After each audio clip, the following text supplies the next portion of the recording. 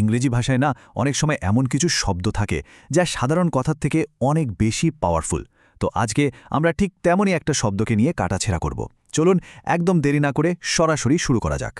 আচ্ছা, কোনো একটা শব্দের মানে জানতে গেলে আমরা প্রথমে কি করি? সাধারণত ডেফিনেশন দেখি, তাই না? কিন্তু সবসময় কি ওটাই বেস্ট উপায়? আমার তো মনে হয় না। বরং শব্দটাকে যদি একটা ঘটনার মধ্যে ফেলে দেখা যায় তাহলে ব্যাপারটা অনেক সহজে, অনেক তাড়াতাড়ি মাথায় ঢুকে যায়। এই বাক্যটা একবার মন দিয়ে শোনা যাক। The coach lambasted the players for the poor performance. শুধু বাক্যটা শুনলেই হবে না, একবার চোখ বন্ধ করে ভাবুন তো দৃশ্যটা কেমন হতে পারে। একজন কোচ রেগে আগুন প্লেয়ারদের ওপর চিৎকার করছেন। এটা কিন্তু শুধু বকাবকি না, এর মধ্যে একটা তীব্র রাগ, একটা ক্ষোভ জড়িয়ে আছে। তো এই যে পুরো দৃশ্যটা, এর মূল কেন্দ্রবিন্দুতে আছে একটাই শব্দ, লাম্বাস্টে। এতক্ষণে নিশ্চয়ই এর পাওয়ারটা কিছুটা হলেও বোঝা গেছে। চলুন এবার শব্দটার আসল মানেটা কি সেটা খুঁজে বের করা যাক। তাহলে কোচের ওই রকম ব্যবহার দেখে কি মনে হচ্ছে? এই ল্যাম্বাস্টের শব্দটার মানে ঠিক কি হতে পারে? একটু ভাবা যাক কি হতে পারে।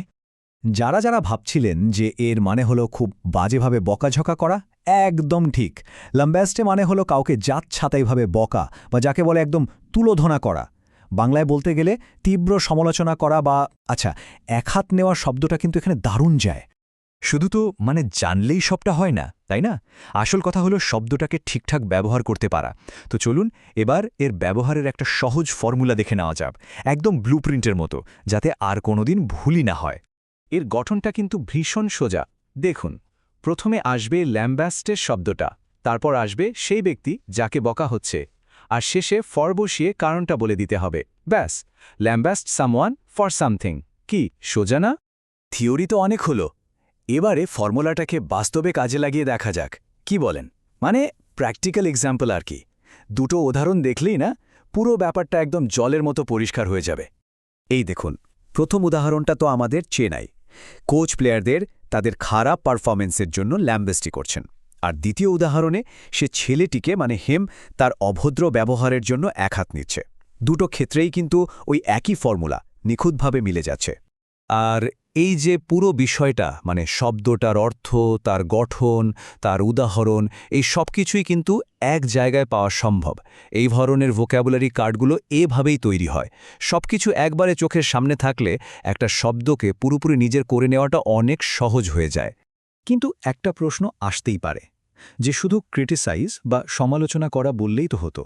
তাহলে এ তো ঘুরে ল্যাম্বাস্টের মতো একটা ভারী শব্দ ব্যবহার করার দরকারটা কি?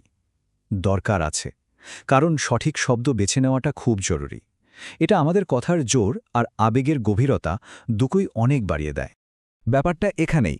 ক্রিটিসাইজ বললে মনে হয় যেন কেউ হয়তো হালকা বকাঝকা করছে বা কোনো ভুল ধরিয়ে দিচ্ছে।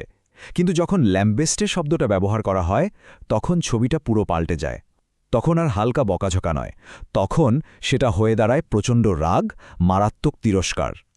যাই হোক, শেষ করার আগে একটা প্রশ্ন মাথায় আসছে। ল্যাম্বাস্টের মতো এমন আর কোনো শক্তিশালী ধারালো শব্দ কি আছে যা একটা সাধারণ বাক্যকে মানে এক মুহূর্তে অন্য লেভেলে নিয়ে যেতে পারে? ভাবাই যেতেই পারে। তো এই ভাবনাটা নিয়েই আজকের মতো আলোচনাটা এখানেই শেষ করা যাক।